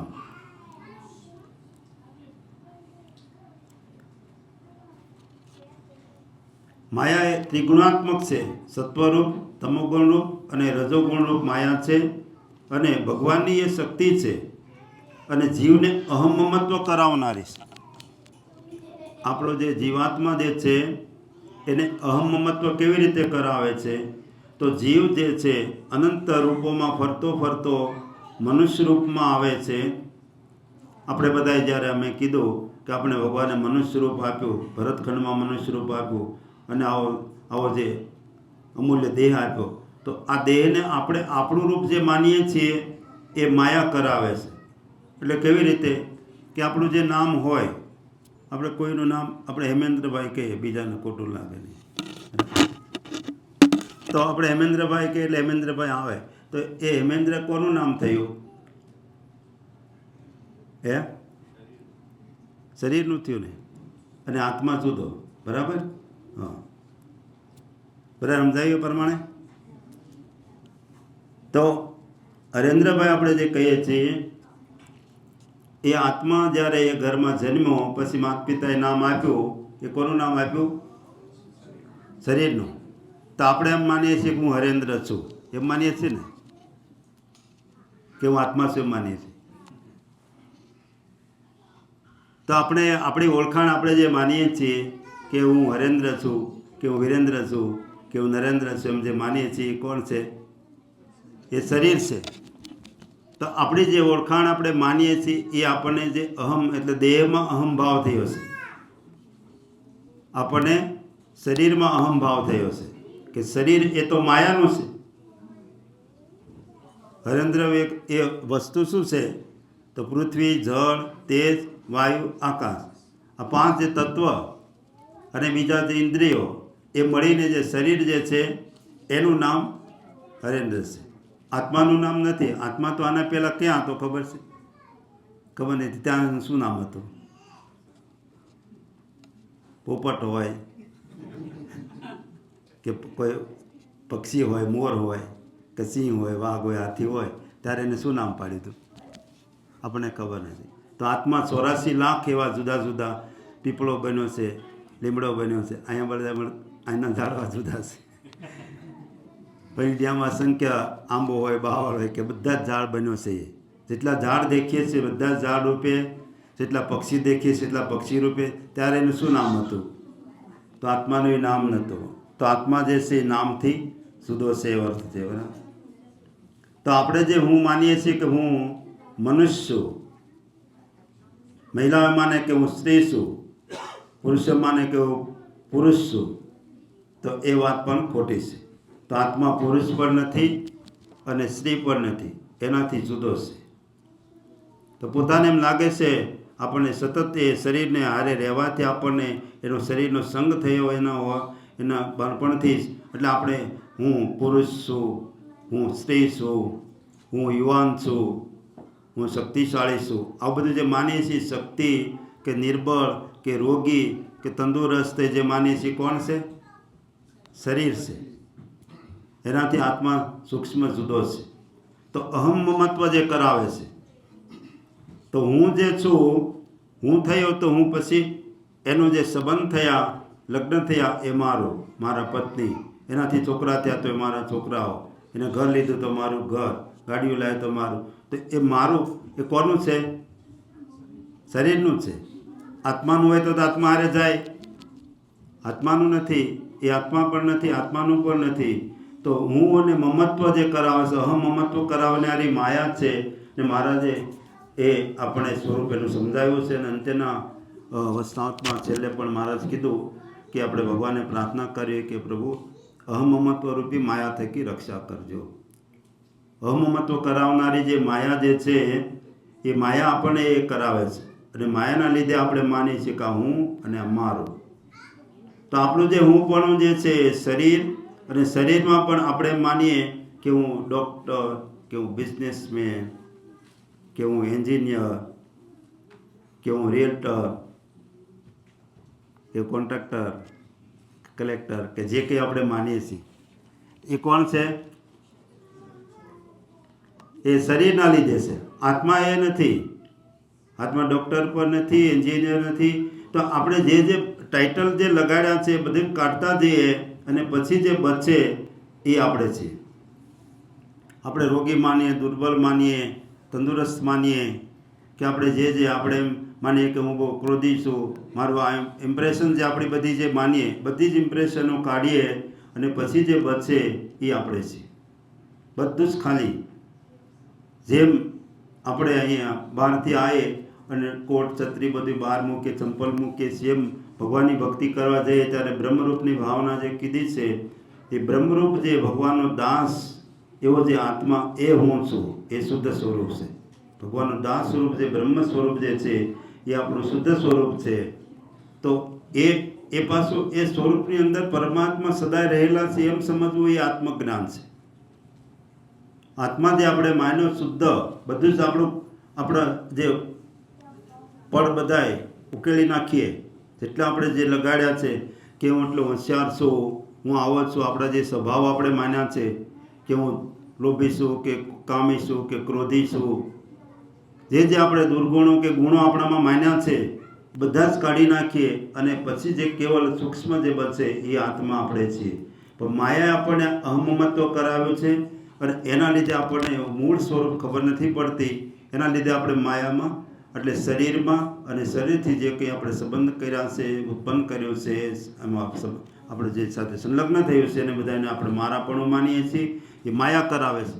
જ્યારે માયાનું જ્યારે જ્ઞાન થાય છે, ત્યારે એને માયા પ્રત્યેનું જે આકર્ષણ જે છે, એટ્રેક્શન છે એ ઓછું થાય છે, અને વિતરાગ થાય છે. એટલે વિતરાગનું સ્વરૂપ મહારાજે શિક્ષાપત્રીમાં આપણે સમજાય. અને વિતરાગ થાય છે પછી ભગવાનની ભક્તિ થાય છે. તો ભક્તિનું સ્વરૂપ પણ શિક્ષાપત્રીમાં મહારાજે આપણને સમજાયું કે ભક્તિ કોને કહેવાય? તો મહાત્મા જ્ઞાનયુગ ભૂરી સ્નેહો ભક્તિ સ માધવે. મહાત્મા સહિત ભગવાનની સાથે સ્નેહ થાય એ ભક્તિ છે. જેમ લાડુદાનજી હતા, તો એમને પેલા પોતાનું બધું જે ગર્વ, પોતે જે વિદ્યા પ્રાપ્ત કરી હતી, કવિત્વ પ્રાપ્ત કર્યું હતું, એનું જે બધું ગર્વ ને બધું જેને ભેટ ને એવોર્ડ ને ઇનામો ને બધું રાજાઓ તરફથી મળ્યા અને બધા જે બીજા રાજ્યના કવિઓને એને પરાજિત કર્યા, આ બધું જે ગર્વ થયેલો, એ બધું જે ગર્વ જે છે એ મનમાં ધારણ કરીને પોતે એ રૂપે સમજતા. પણ જ્યારે ભાવનગર આવ્યા અને ભાવનગરના રાજાએ એને ઇનામ આપ્યું અને ઇનામમાં એમને અંગના અલંકારો આપવાનું કીધું અને રાજુલાના નાગદાન સ્વામીને બોલાવવામાં આવ્યા. એ સ્વામી બહુ હોશિયાર અને એક સારી કલાકૃતિવાળા અલંકારો બનાવે એવા. એટલે એને જ્યારે માપ લેતા હતા અને એમણે એ નાગદાનના એ સ્વામીના ભાલ ઉપર તિલક જોયું તો કે આ કોનું તિલક કર્યું છે, આ કયો પંથ? હવે આડું તિલક તો જોયું, રામાનંદી તિલક જોયા, બીજા બધા તિલક, પણ આ નવું તિલક કોનું છે? તો કે આ સહજાનંદ સ્વામી, સ્વામિનારાયણ ભગવાન એનું તિલક છે, એનો ભક્ત છું. તો કે એ કોણ પાછા વળે? કળિયુગમાં ભગવાન કંઈ? તો કળિયુગમાં ભગવાન સ્વામિનારાયણ ભગવાન સાક્ષાત ભગવાન છે અને અમે એને માનીએ છીએ અને એમનું આ તિલક છે, એમનું આશ્રિત છે, એનો ભક્ત છું. તો કે હું એવી રીતે ન માનું ગમે તેને ભગવાન, એની પરીક્ષા લઉં. તો રાજાએ પણ કીધું કે અમારે ત્યાં પણ ઘણી બધી લોકોની ફરિયાદો આવતી હોય છે કે સ્વામિનારાયણ ભગવાન છે કે નહીં, લોકો એને ભગવાન માને છે. તો હકીકતમાં કોઈ જે બરાબર સમજી શક્યું નથી. તમે જાઓ અને એની પરીક્ષા લો અને પછી અમને કહો તો અમને પણ ખબર પડે કે એમને ભગવાન માનવા કે પછી શું. તો લાડુદાન કે તમારું ઇનામ પછી જ હું લઈશ, પહેલાં હું ત્યાં પરીક્ષા લેવા જાઉં. અને પરીક્ષા લેવા એના મામા સાથે પોતે ત્યાં જાય છે ગઢપુરમાં. મહારાજ બિરાજમાન છે એ વખતમાં. વચ્ચે સંકલ્પ કરતા જાય છે કે સ્વામિનારાયણ ભગવાન જો હોય તો આપણે જે મનમાં વિચારીએ ત્યાં આપણને જોવા મળે તો આપણે એમને ભગવાન માનીએ. તેવા 3 સંકલ્પો કર્યા એમણે કે સ્વામિનારાયણ ભગવાન જો હોય તો જે કથા કરતા હોય એનું જે બાજટ હોય એના ઉપર જે કપડું જે હોય કાળું હોય, કાળું કંબળ વિછાય હોય. એ જાણે કે કોઈ કથાકાર અહીં તો આપણે કપડું નથી તાત્કાલિક નક્કી કર્યું, પણ પીળું હોય કે લીલું હોય કે લાલ હોય, પણ કાળું ના હોય ખાસ કરીને. એટલે કે આવું તો હોય જ નહીં, પણ આપણે મનમાં ધાર્યું છે તો એ કરી નાખે એ રીતે ત્યાં તો આપણે માનીએ. એટલે નહીં હોય એટલે આપણે નહીં માનીએ. પછી બીજો એ સંકલ્પ કર્યો કે આપણું નામ એમને આપણે જઈએ છીએ એ વખતમાં એવું નહીં કે ફોન કરીને કહી દે કે ભાઈ દીપકભાઈને આવે છે એડમન્ટનથી તો તમે એની વ્યવસ્થા કરજો. ફોનની વ્યવસ્થા નથી કે પત્રનું પણ એટલે તાત્કાલિક પહોંચે નહીં જલ્દી. તો આપણે જઈએ છીએ, કોઈ કીધું નથી તો આપણે શું નામ છે એ પણ આપણે નામ લઈને બોલાવે તો આપણે માનીએ કે ભગવાન છે. બીજું આપણે એમની પાસે બેસાડીને ગુલાબનો હાર ફેરાવે તો આપણે માનીએ. એ વખતમાં આપણે અહીંના જેવું નહીં કે 12 મહિના સ્ટોરોમાં ગુલાબના ગુચ્છ મળતા હોય, પણ એ વખતમાં ઉનાળાની સિઝન એવી હોય કે એ વખતમાં ગુલાબ ન હોય. એ વખતે એણે સંકલ્પ કર્યો કે ગુલાબનો હાર આપણને ફેરાવે. હવે 3 સંકલ્પો કર્યા અને તે ગયા. સભા આવી રીતે બેઠેલી હતી. મહારાજ લીંબત્રુ નીચે પાટ ઉપર બેસી અને બધાને જ્ઞાન વાર્તા કરી રહ્યા હતા. લાડુદાનજી આવે છે, એન્ટર થાય છે ત્યાં દાદાના દરબારમાં. મહારાજ કે લાડુદાનજી આવે છે ને બેસાડો, અહીંયા આગળ બેસાડો. સમજી ગયા કે આપણી જે વાત છે, આપણો વિચાર છે અહીંયા પહોંચી ગયો છે. નજીક જોયું તો કાલા કંબલ ઉપર પુસ્તક મૂકેલું હતું, કથા થતી હતી. બીજી વાત પણ સાચી પડી ગઈ, પણ હાર કંઈ દેખાતો નથી અહીંયા, છે કે નહીં? ગુલાબનો હાર નથી એટલે એ ક્યાંથી થશે? કથા પૂરી થઈ એટલે મહારાજ બ્રહ્મચારીને કહે છે કે આપણે વાસુદેવ નારાયણ મૂર્તિમાં ઓરડામાં ગુલાબનો હાર છે પહેરાયો છે, એ લઈ આવો. અને લાડુદાનજીને પહેરાવી. લાડુદાનજી સમજી ગયા. પણ બ્રહ્મચારી કે આ હાર તો આજ પહેરાયો નથી મૂર્તિને, હાર કંઈ અત્યારે ગુલાબના હાર. પણ એને સમજી ગયા કે મહારાજની મરજી કંઈ હશે એટલે મહારાજની આજ્ઞા જ માનવાની હોય, એમાં શંકા કરવાની ન હોય, સવાલ કરવાનો. એટલે તો ગયા અંદર. તો અંદર મૂર્તિને હાર પહેરાયેલો હતો, લઈને આવ્યા. મહારાજે પહેરાવ્યો એટલે લાડુદાનજી ઊભા થઈ ને મહારાજને નમસ્કાર કરી દીધા. દંડવત કરતાં કરતાં પોતે કવિ હતા એટલે કીર્તન બોલ્યા. આજની ઘડી રે ધન્ય આજની ઘડી મેં નિરીખ્યા સહજાનંદ ધન્ય આજની ઘડી. આજની ઘડી રે ધન્ય આજની ઘડી મેં નિરીખ્યા સહજાનંદ ધન્ય આજની ઘડી. આજ મેં એમ કે ભગવાનને નિરખ્યા, આજ હું ધન્ય થઈ ગયો. લાડુ સહજાનંદ નિરખતા મારી ઠરી આંખડી. સહજાનંદ સ્વામીને નિરખીને આજ મારી આંખ ઠરે છે અને હું એમને સાક્ષાત ભગવાન માનું છું એમ કરીને પોતે ત્યાં મહારાજના આશ્રિત બનીને રહ્યા. પણ હજી એમને વૈરાગ નહોતો. વૈરાગની વાત આપણે કરીએ છીએ અહીંયા. વૈરાગ થાય પછી વિશેષ ભક્તિ થાય. ભગવાનના આશ્રિત તો થયા મહારાજની સાથે. હવે કે મારે રાજા પાસે જવું નથી, નામ લેવા નથી, મહારાજ તો અહીંયા જ રહેવું છે અને તમારા કીર્તનો ગાઈશ અને તમારી સેવા કરીશ. તમારી સેવામાં મારી વાણી અને મારી જે કળા છે એનો ઉપયોગ કરીશ. તો ત્યાં રહ્યા. મહારાજ એક વખત વિચારે છે કે હવે અમને સાદું બનાવીએ. એટલે મહારાજ કહે છે કે અમારે અહીંયા દાદા કાસરની બહેનો છે, યુવાન અવસ્થામાં છે અને લગ્ન કરતા નથી, માટે તમે કવિ છો, તમારામાં બધી વર્ણન કરવાની શક્તિ છે, તમે બધી જાતના રસ વર્ણન કરી શકો છો. શૃંગારાદિક રસનું એવું વર્ણન કરો, સુરવીરતાનું એવું વર્ણન કરો કે આ જે કન્યાઓ છે લગ્ન કરવા તૈયાર થાય. એટલે પોતે ગયા અને દાદા ખાચરને વાત કરી કે મહારાજે આવો મને વાત કરી છે. મહારાજ સાથે વિચરણ કરતાં કરતાં પ્રસંગ બતાવે કે મહારાજ કંઈ કાર્યાલય બાજુ હશે ત્યાંથી એમને પાછા મોકલ્યા ગઢપુર અને ત્યાં ગયા અને પછી એ રીતે વ્યવસ્થા થઈ. કે બહેનો મર્યાદાઓમાં તો ક્ષત્રિય એટલે કાઠી કુળ કહેવાય અને કુળની મર્યાદા પર પુરુષ સાથે વાત ન કરે એવું બધે નિયમો પાળનારા. એટલે ઓરડામાં એક પડદો નખાણો, ઓરડાની અંદર બહેનો બેઠા, બહાર વંશરીમાં ભાઈ ને બીજા પુરુષો સાથે લાડુદાન બેઠા. એટલે એમણે કીધું કે મહારાજ અમને તમને સમજાવવા માટે મોકલ્યા છે, એટલે માટે અમે જે કંઈ વર્ણન કરીએ એને તમે સાંભળો. એટલે એમણે બધું પછી પુરુષ વિશેષતાની બધી વાતો કરી અને પુરુષ વિશે આકર્ષણ થાય એ બધી વાતો અને કળાઓ અને બધું એમને રજૂ કર્યું.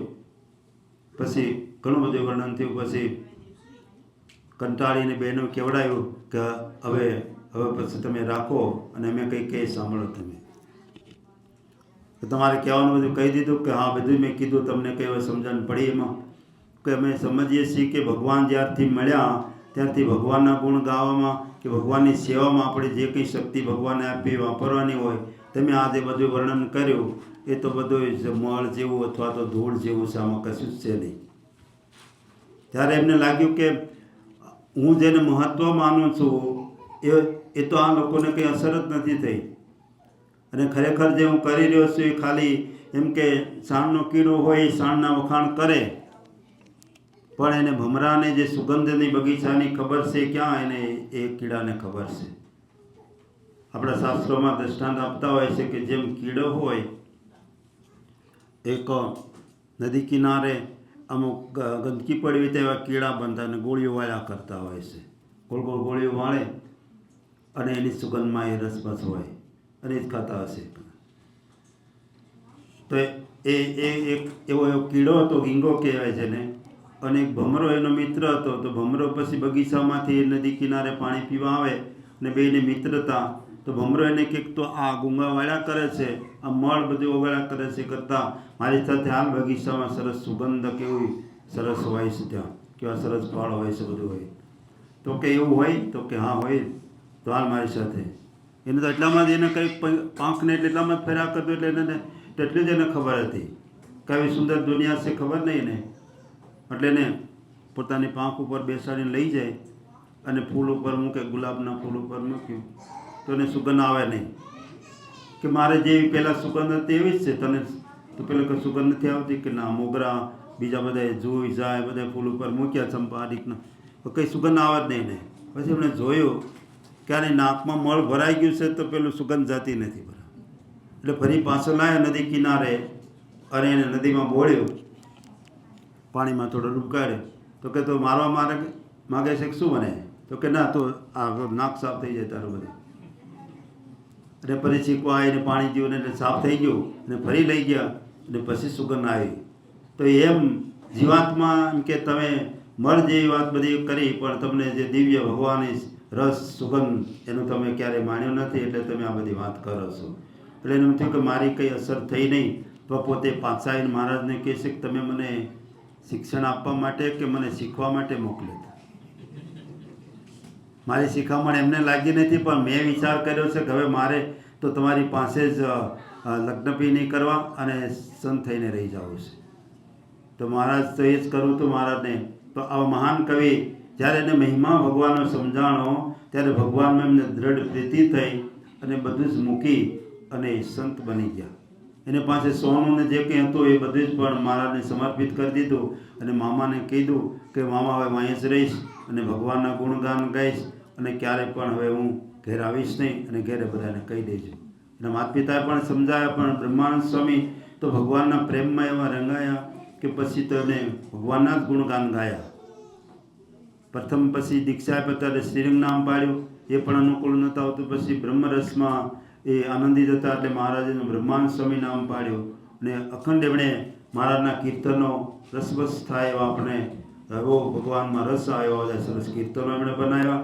અને જ્યારે વડોદરાના રાજાને ખબર પડી, ગાયકવાડ સરકારે પણ એમને પોતાના રાજ્યમાં લઈ જવા માટે આમંત્રણ મોકલ્યું કે તમે અમારા રાજ્યમાં આવો અને રાજ્યના કાવ્યો બનાવો. ત્યારે એમણે એક જ દુહામાં એક કાવ્ય બનાવીને એમને મોકલ્યું કે સાહેબ સરી અમને જે ભગવાન જે મળ્યા છે એમ કે એ અતિ ઉત્તમ ધન અમને પ્રાપ્ત થયું છે, એટલે અમને ગામ ગરાસ કે તમે જે કંઈ આપો એ અમને જરૂર નથી. એમાં કાવ્યમાં એવું લખ્યું હતું, મેધાઢી મહારાજ કો હાજર હુકમ હજૂર, ગાયો જસ ગોવિંદ કો પાયો ધન ભરપૂર.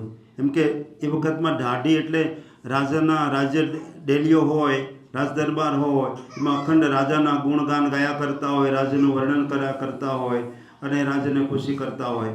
તો એવા જે અમે તો ભગવાનના એમ કે મેં ઢાઢી મહારાજ શ્રીજી મહારાજ સહજાનંદ સ્વામીને હું ઢાઢી બન્યો છું અને એના ગુણગાન ગાઉં છું અને એટલું બધું મને ધન મળે છે કે ગોવિંદ એટલે આખા પૃથ્વીના ધણી. તમે તો અમુક એરિયાના ધણી છો, પણ એ તો આખા પૃથ્વીના ધણી છે. એવા ભગવાન અથવા અનંત બ્રહ્માંડના જે અધિપતિ છે એ ભગવાનના મારે ગુણગાન ગાવા છે અને મારે બીજા કોઈ ધનની અપેક્ષા નથી. તો અખંડ એ પછી ભગવાનની સેવામાં રહ્યા, ઘણા મંદિરો બનાવ્યા, ઘણા કાવ્યો બનાવ્યા, ઘણું બધું એનું વર્ણન છે. પણ કહેવાનો ભાવાર્થ કે તો સ્વામિનારાયણ ભગવાન એવી રીતે જ્યારે મનુષ્ય રૂપે હતા ત્યારે ગોપાળાનંદ સ્વામી, ગુણાત્માનંદ સ્વામી, નિત્યાનંદ સ્વામી, પ્રેમાનંદ સ્વામી આ મહાન જે હતા જગતની વિશે પ્રખ્યાત હતા.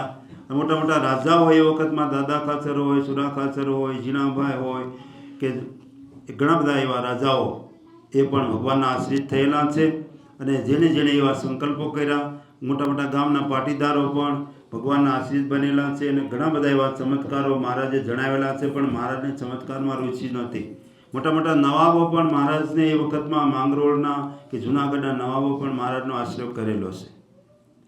વડતાલમાં મહારાજ વિરાજમાન હતા અને વડતાલમાં ગોમતી કિનારે એક વખત સભા હતી. વસુના પાટીદારો આવ્યા અને એ સભામાં બેઠા હતા અને એમને વિચાર કે જો ભગવાન હોય તો એના ચરણમાં 16 ચિહ્ન હોય અને 16 ચિહ્ન આપણે જો એમના ચરણમાં જોઈએ તો આપણે એમને ભગવાન માનીએ. એટલે મહારાજ સભા ચાલતી હતી, સભા રોકાવી અને મહારાજ પાટીદારોને કે આ બાજુ આવો તો આ ચરણમાં જુઓ તો કંઈક શું છે. મહારાજ આમ ચરણ એ બાજુ કરે અને એમને ચિહ્નો દેખાણા, બીજા ચરણ પણ બતાવ્યો, 16 ચિહ્ન બરાબર એમને દર્શન થયા. તો એ વર્ણન પ્રેમાંશોએ પણ લખ્યું છે, અષ્ટકોણ ને ઉર્ધ્વ રેખા, સ્વસ્તિક જાંબુ જમવાલા, વજ્ર અંકુશ કેતુનું પદ્મ, જમણે પગે નવવાલા, ત્રિકોણ કળશ ને ગોપદ સુંદર, ધનુષ્ય ને મીનવાલા, અર્ધચંદ્ર ને વ્યોમચાંદ છે, ડાબે પગે ચિહ્નવાલા. 7 ડાબા પગમાં અને જમણા પગમાં 9, એમ 7 ને 9 કેટલા 16. સોળસિંહ ભગવાનના ચરણમાં એ અખંડ સંતોએ અને ભક્તોએ દર્શન કરીને એનો લાભ લીધેલો છે. અને ઘણા મહારાજે ચરણામૃત પાડી આપેલા છે. એમાં પણ ઘણી જગ્યાએ એ સોળસિંહનો ચાપ ગોપાલ સ્વામીના સિંહાસન છે, અમુક એમના ચિહ્નો હજી પણ એમાં એ ચાપમાં દર્શન થાય છે. તેવી રીતે અનંત એવા દિવ્ય ચમત્કારો છે. તો દિવ્ય ચમત્કારો જોઈએ ત્યારે લોકોને પ્રતીતિ થાય, અને મનુષ્ય રૂપ જોઈએ ત્યારે ઘણી વખત લોકોને શંકા થતી હોય, પણ મનુષ્ય રૂપ જે છે એ પણ ભક્તોને સુખી કરવા માટે, ભક્તોને લીલાઓના દર્શન કરવા માટે ભગવાન કરતા હોય છે. તો ભગવાન એ ભગવાન છે. ઘણા લોકોને અત્યારે આપણે ત્યાં ગુજરાતમાં એવો વિવાદ થતો હોય છે, પણ આપણો મતલબ એ પણ સમજવાનો કે ભગવાન છે તો બીજા પણ જે રામકૃષ્ણાજી પણ ભગવાન જ છે. પણ મેં અહીં કીધું એમ સતાનંદ સ્વામી માને છે કે એ રામ નાના કે કૃષ્ણ મોટા કે કૃષ્ણ નાના સહજાનંદ મોટા, આવી વાત જે કરે છે એ બધા ખોટા છે. આપણે પણ એને કહેવું જોઈએ કે આ મોટાના નાના, કારણ કે સતાનંદ સ્વામી એમાં લખે છે. અને મહારાજ પણ ઘણી જગ્યાએ વસનાથમાં પણ કીધું છે કે એક જ ભગવાન અનંત રૂપે થાય છે. એટલે બે નથી, બે હોય તો એક નાના મોટા થાય. રામ કે કૃષ્ણ કે સહજાનંદ 3-4 હોય કે 24 હોય તો નાના મોટા થાય. પણ 24 તો એના રૂપ છે, પણ એ રૂપ ધારણ કરનાર વ્યક્તિ તો એક જ છે. જેમ એક વ્યક્તિ હોય એ લાઈક જજ હોય, તો એ કોર્ટમાં એ જજ છે, પણ ઘરમાં એના પત્ની માટે તો એ પતિ છે, એના પુત્રો માટે તો પિતા છે, એના ભાઈ માટે તો ભાઈ છે. એના જજના પિતા હોય તો એ પિતાની સાથે તો એ પુત્રરૂપ છે. એમ જુદા જુદા સંબંધ હોય. કોઈ એમ કે આ મારો પતિ છે, કોઈ એમ કે મારા પિતા છે, કોઈ એમ કે મારા ભાઈ છે, કોઈ એમ કે મારો પુત્ર છે. તો પુત્ર છે તો નાનો થઈ ગયો, બાળક એને પિતા કે તો એ શું મોટા થઈ ગયા? વ્યક્તિ તો એક જ છે, પણ જુદા જુદા કાર્યને લીધે જુદા જુદા રૂપે કહેવાય છે. જેમ આપણે પણ આપણે કામ કરતા હોય તો આપણે બોસ હોય કે સીઓ હોય કે જે કંઈ હોય, અને ઘરમાં આપણે જે સંબંધ હોય, લોકો સાથે સંબંધ હોય, એમ જુદા જુદા સંબંધોના લીધે અથવા જુદા જુદા ડ્રેસ પહેરવાને લીધે, અથવા એક આપણે એમ પણ દૃષ્ટાંત સમજીએ કે કોઈ નાટક કરતા હોય, એ નાટકમાં ક્યારેક ગોપીચંદ બને, ક્યારેક હરિચંદ્ર બને, ક્યારેક ભરતરી બને. તો જુદા જુદા પાત્ર એ ધારણ કરે. હરિચંદ્ર બને તો એવું કાર્ય એને કરવાનું છે કે જેવું હરિચંદ્ર રાજાનું ચરિત્ર છે. ગોપીચંદ બને ત્યારે એને ગોપીચંદ જેવું કાર્ય કરવાનું છે, ગોપીચંદ રાજાનું જે ચરિત્ર છે. ભરતરી બને કે ગોપીચંદ બને કે હરિચંદ્ર બને કે બીજા કોઈ રાજાનું કે બીજા કોઈ વ્યક્તિનું એ નાટક કરનારો જે પાત્ર હોય એ પાત્ર ધારણ કરે. તો પાત્ર ધારણ કરનારો વ્યક્તિ તો એક છે. જુદા જુદા ગામમાં તો કોઈ એમ કે એમાં કેલગરીમાં તો એ હરિચંદ્ર હતો તો હું હરિચંદ્રને માનું છું. કોઈ એમ કે એડમિન્ટનમાં તો એ ભરતરી હતો તો હું ભરતરીને માનું છું. કોઈ કે ટોરન્ટોમાં તો એ બીજો હતો. તો જુદા જુદા રૂપે એને પાત્ર ભજ્યું. કોઈક જગ્યાએ વધારે શક્તિ જરૂર હતી તો વધારે શક્તિ બતાવી, કોઈક જગ્યાએ ઓછી શક્તિની જરૂર હતી તો ઓછી શક્તિ બતાવી. પણ એમાં બધી જ શક્તિઓ હતી, એમની બધી જ કળાઓ હતી, પણ જેવી કળાઓ બતાવવાની તેવી કળાઓ એને બતાવી. એટલે સામાન્ય માણસો જે છે ભગવાન લીલાઓ કરે છે ત્યારે લીલાઓમાં ભૂલા પડે છે, અને પછી માપપટ્ટી લઈને એને માપી અને ભગવાનને નાના મોટા કરવા બેસે છે ત્યારે એમાં પરસ્પર કલહ થતો હોય છે અને યુદ્ધ થતા હોય છે. અને ઘણા એવી રીતે પૂર્વે તમે જુઓ તો વિષ્ણુ કાશી શિવ કાશી છે, તો શિવ અને વૈષ્ણવને બે આશ્રિતોમાં આટલી બધા યુદ્ધ થયેલા છે અને બહુ મોટી મારામારીઓ પણ થયેલી છે. પણ સમજદાર લોકોએ સમજવાનું કે સનાતન ધર્મ જે છે, વૈદિક ધર્મ છે, એમાં ભગવાન એક છે અને એક જ ભગવાન અનંત રૂપે થયેલા છે. તો અનંત રૂપને ધારણ કર્યાને ક્યારેક ક્યારેક ઓછી શક્તિ જણાવી છે, ક્યારેક ક્યારેક વિશેષ શક્તિ જણાવી છે. જેમ શ્રી કૃષ્ણ ભગવાન હતા તો જરાસંઘ અને કાળયવનથી ડરીને ભાગ્યા અને ઘણી વખત એમનો નાશ પણ કર્યો છે, અને પોતે કંઈ હથિયાર ધારણ કર્યા વગર પણ કૌરવ સેનાનો ખાલી અર્જુનાદિક દ્વારા પણ નાશ કરાયો છે. એવી રીતે ભગવાન પોતાની શક્તિ બીજા દ્વારા પણ ઉપયોગ કરાવીને પણ નાશ કરાવે. કે રામાદિક સ્વરૂપમાં પણ રાવણ જ્યારે સીતાનું હરણ કરી જાય છે ત્યારે હનુમાનજીના સહાયથી પણ એમણે કર્યું. પણ હનુમાનજી તો એમનું જ સ્વરૂપ છે. આપણે એમાં હનુમાન ચાલીસાઓને પાઠ કર્યું તેમાં આવ્યું શંકર સુવર્ણ કેસરી નંદન. તો રામભદ્રાચાર્ય એમ કહે છે કે શંકર સ્વયં, તો શાસ્ત્રોમાં પણ લખ્યું કે ભગવાન રુદ્ર જ તે હનુમાન રૂપે થયા છે, પણ અહીંયા ભગવાનના સેવક તરીકે થયા છે. તો તો એને લોકો સામાન્ય માને અને ભગવાન રામ છે મુખ્ય છે ને એ બે એક જ હોય, પણ એકમાં ઓછી શક્તિ એકમાં વિશેષ. તો હનુમાનજી એમ માને કે હું તો તમારા પ્રતાપથી, પણ એ એક જ રૂપ છે. શ્રીજી મહારાજે શિક્ષાપત્રીમાં આ રહસ્ય સમજાવ્યું છે કે નારાયણ મહેશ જે બે છે એક જ સ્વરૂપ છે. એકમેવ વિજ્ઞેયમ નારાયણ મહેશ ઉભય બ્રહ્મરૂપેણ વેદેશુ પ્રતિપાદના. નારાયણ અને શિવજી બે એક જ સ્વરૂપ છે, પણ એને જુદા જુદા રૂપે ન સમજવા. જેમ રામચંદ્ર ભગવાન રામેશ્વરમાં શિવની સ્થાપના કરે છે, ત્યાં રામાયણમાં બતાવ્યું છે કે શિવ છે એ રામ છે અને રામ છે શિવ છે. જે ભેદ માને છે એ અબુદ્ધ લોકો છે. એટલે એ રીતે ભગવાનમાં આપણે આપણી બુદ્ધિથી ભેદ ન કરવા. ભગવાન આપણે બધું દિવ્ય જ્ઞાન સમજાવતા હશે, પણ આપણે જ્યાં સુધી સાક્ષાત એ બધું સમજાય નહીં ત્યાં સુધી વિવાદ જે કરવો એ વાત ખોટી છે. માટે વિવાદમાં ન પડવું અને બધા જનો રિસ્પેક્ટ કરો. આપણા વૈદિક પરંપરાથી અત્યાર સુધીથી લઈને બધા જ ભગવાનના સ્વરૂપોનો આદર કરો. એટલા માટે શ્રીજી મહારાજે વિષ્ણુ શિવ ગણપતિ પાર્વતી ચ દિવાકર એતા પૂજ્યતે અમાન્ય દેવતા પંચમામ કહી. વિષ્ણુના અનંત રૂપો છે, એટલે શિવના પણ અનંત રૂપો છે. વિષ્ણુ શિવ ગણપતિને પણ અનેક રૂપોમાં માનવામાં આવ્યા છે. અને પાર્વતીના પણ અનેક રૂપો છે. ભાગવતમાં લખ્યું, જ્યારે શક્તિને ભગવાને કીધું કે તું આ દેવકીનો ગર્ભ જે છે 7મો એને રોહિણીમાં સ્થાપન કરીશ તો તમે કળિયુગમાં અનંત રૂપે તમારું અંબિકા કાલિકા આદિક રૂપે તમારું પૂજન થશે, ઉપાસના થશે ને તમારી પ્રખ્યાતિ થશે એવું ભગવાને કીધું. તો પોતાની જે શક્તિ છે પોતાનું જ રૂપ છે એ, તો એમાં પણ એવી રીતે વિવાદો કરી અને આપણે કોઈને એવા સ્ટેટમેન્ટ આપીએ છીએ ત્યારે સનાતન ધર્મમાં અંદર વિખવાદ થતો હોય છે. માટે દરેક જગ્યાએ આશ્રિત હોય સમજવું. પરસ્પર બધા જ ભગવાનના સ્વરૂપોનો આદર કરો અને બધા જ ભગવાનના સ્વરૂપો છે અને ભગવાન એવી લીલાઓ કરે છે. એટલા માટે આ લોકમાં જે કંઈ બને છે એ ભગવાનની લીલા છે. અને લીલામાં જ્યારે આપણે જોઈએ કે શિવ પણ અથવા પાર્વતી પણ ઘણી વખત ભગવાનના સ્વરૂપો આપણે બતાવે છે કે ભૂલા પડે છે. મોટા એમ કે બ્રહ્મા ભગવાન કૃષ્ણ સ્વરૂપની લીલાઓ જોઈને ભૂલા પડ્યા છે. ઇન્દ્ર પણ એ ગોવર્ધન તોડવા આવેલા છે, એ બધી વાતો છે ભાગવતમાં.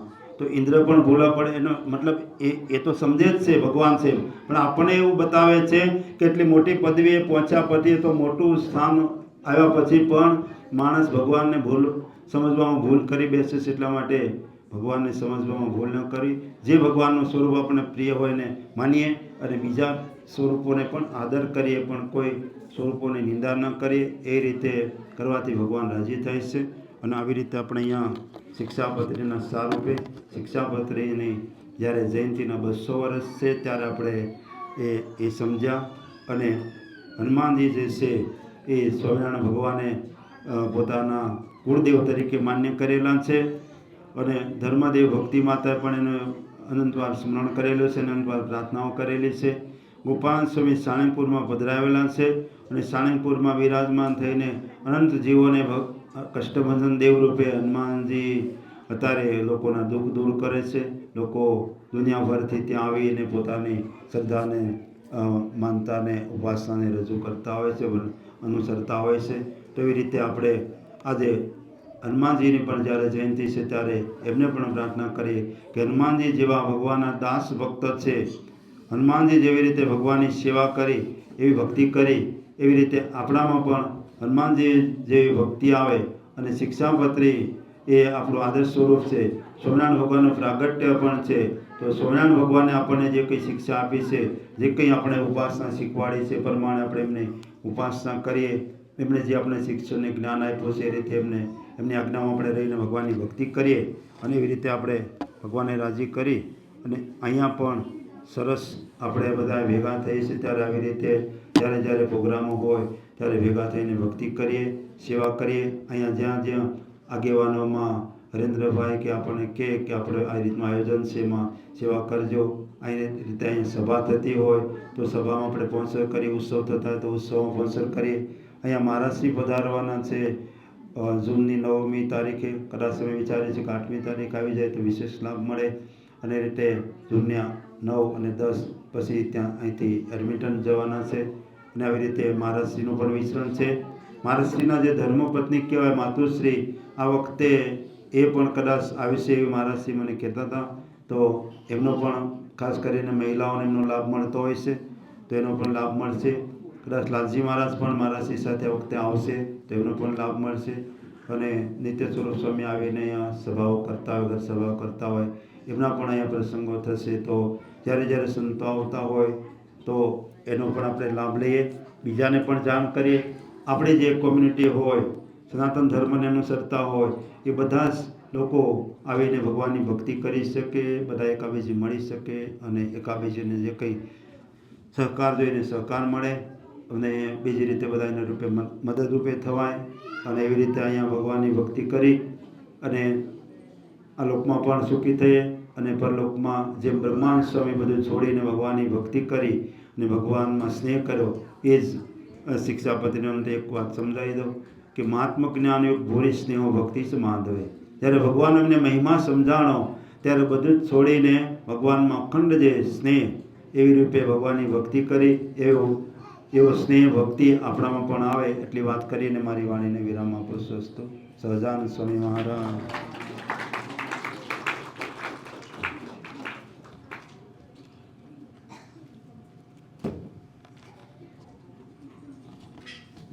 સહજાનંદ સ્વામી મહારાજ. આપણને સ્વામી આજે સરસ શિક્ષાપત્રી વિશે વિમોચન કર્યું. કારણ કે આ વર્ષ આપણે શિક્ષાપત્રી જયંતિના 200 વર્ષ થાય છે, એટલે આજે સ્વામીએ આપણને ખાસ શિક્ષાપત્રી વિશે વિશેષમાં સમજણ આપી. એ બદલ સ્વામીનો ખૂબ ખૂબ આભાર. હવે આપણે આરતી તરફ જશું, એટલે આરતીમાં બધા હરિભક્તો જોડાય અને ખાસ આપણે દિનેશ દાદા આવ્યા છે તો ખાસ આરતીમાં જોડાય. અલ્કેશભાઈ આવો અને આરતી કરીએ. સોરી, થાળ જે આપણે બાકી રહી ગયું પહેલા થાળ કરશું અને પછી આરતી કરશું. સહજાનંદ સ્વામી મહારાજ.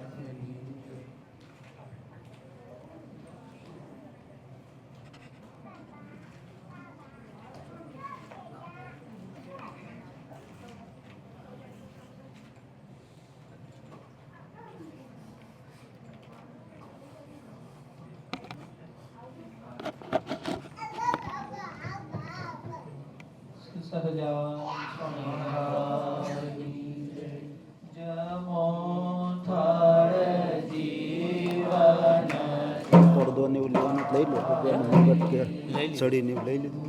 હાલ ઢાંકેલો છે ઘરનો. જલે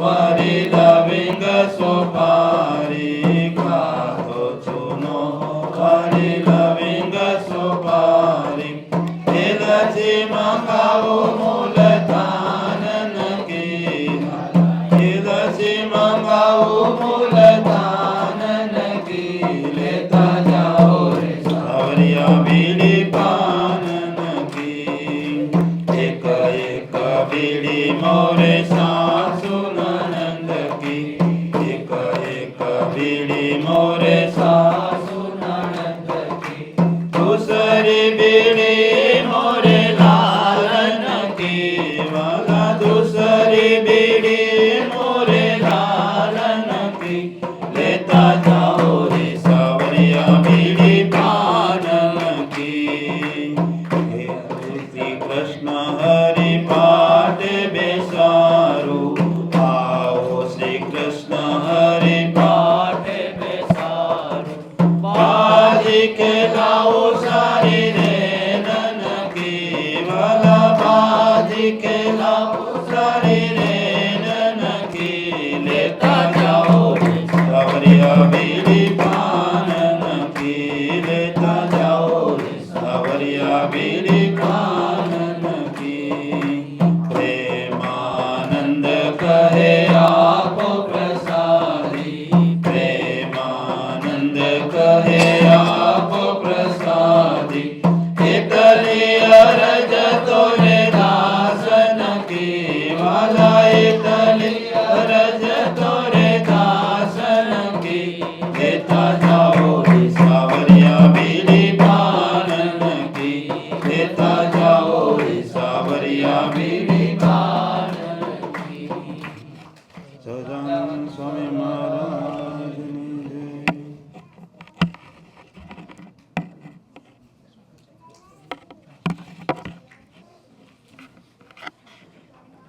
જય ફોન કરો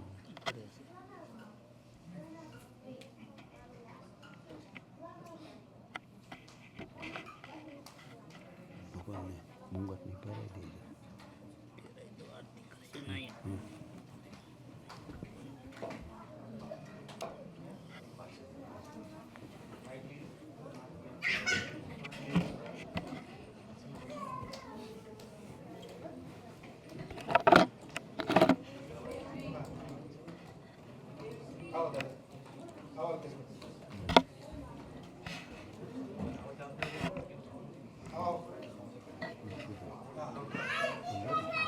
બેસી જાઓ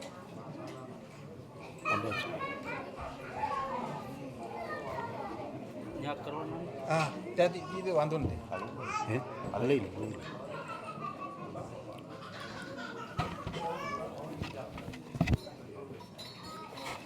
જય સદગુરુ સ્વામી